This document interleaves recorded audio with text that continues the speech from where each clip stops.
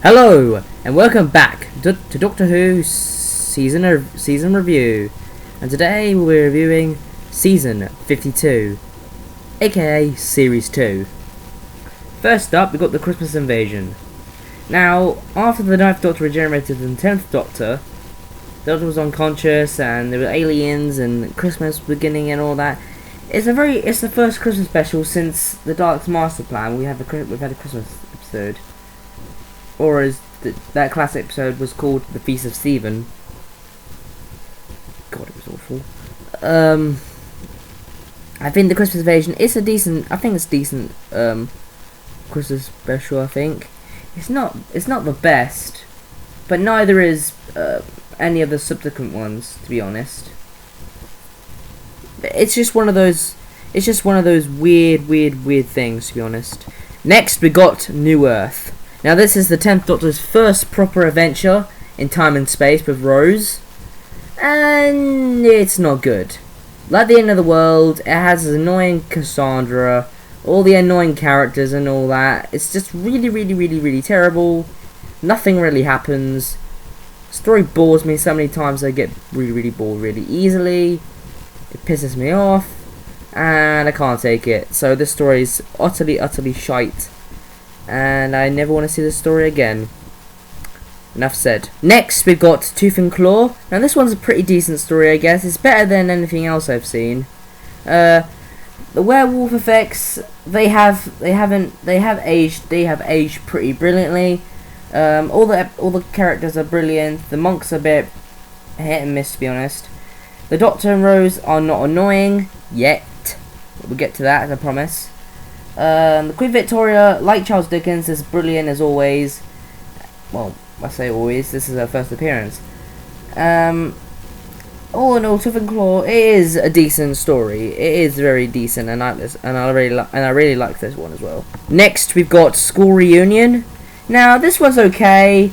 The Return of Sarah Jane is pretty decent. I like Rose, and I like the Doctor. I like Mickey involvement, and K9 returns, which is great, which is fantastic. Who hasn't been seen since the fourth Doctor's time. The monsters, the Quillatines, they're okay.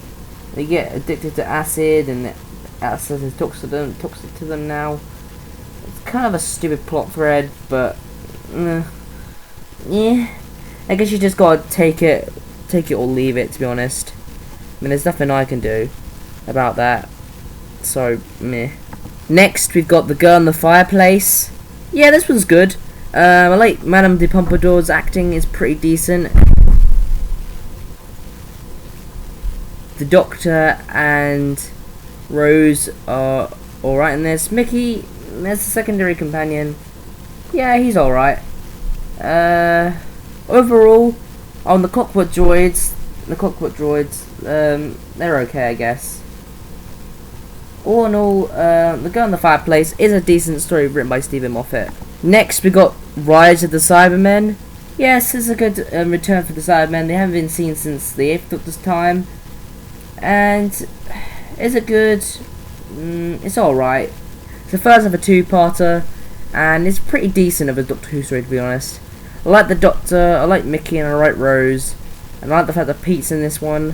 And like Jackie and all that. It's a pretty good parallel story. Parallel Earth, and it sets up the finale pretty well. All in all, it's good. Next, we got Age of Steel. It's okay of the second half. I mean, I like the Cyber Leader, who is Lumic, and I like the Doctor winning in this. And it's the Cybermen in this. The Cybermen are actually threatening, which is interesting because in the classic era, towards the end, they didn't really get that much threatening, did they? Until the 8th Doctor's time, they were just a bit clunky and clustered, and it seemed like other writers at the time just didn't want to do anything with them.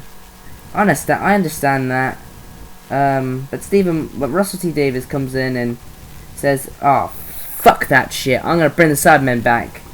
I brought the Dalek back. Now I'm gonna bring the Cybermen back." Now, luckily, there isn't any.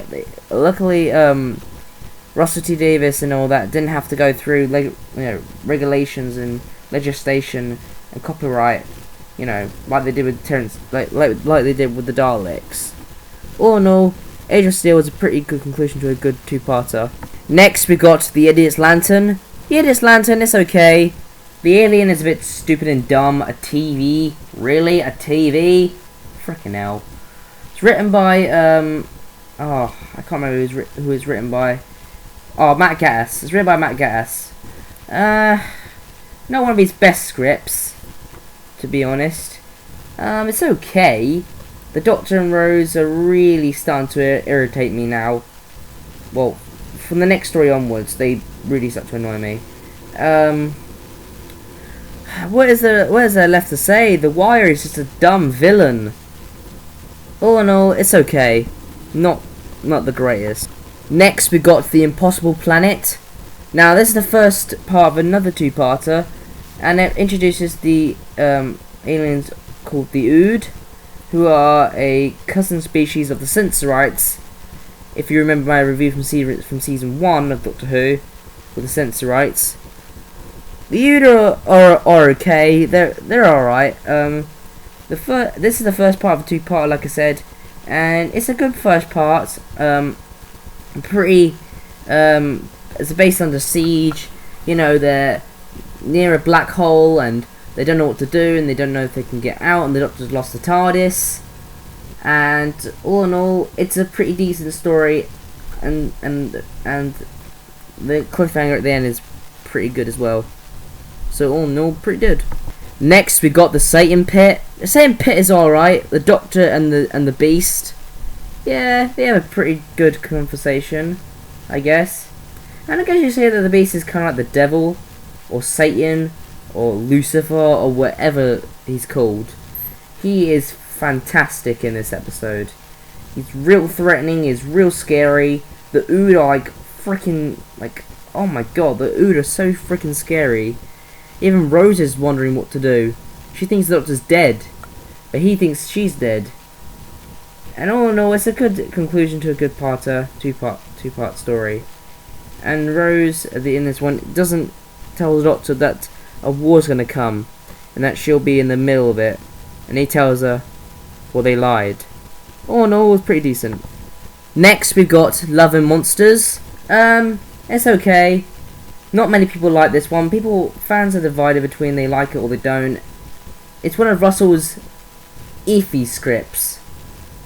The villain is the Absorbaloff, played by Peter Kay, and here's a quote: tastes like chicken."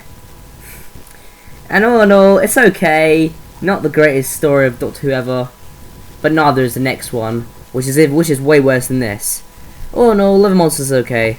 Next, we've got Fear Her, and my god, did they do something terrible with this. Set in the year 2012. You think they learned the mistakes from Dalek, but no, they said it in fucking 2012 again. What was the next 4 years?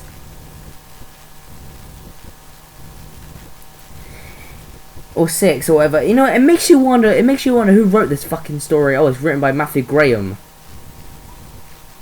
Who the fuck is that bloody pillock?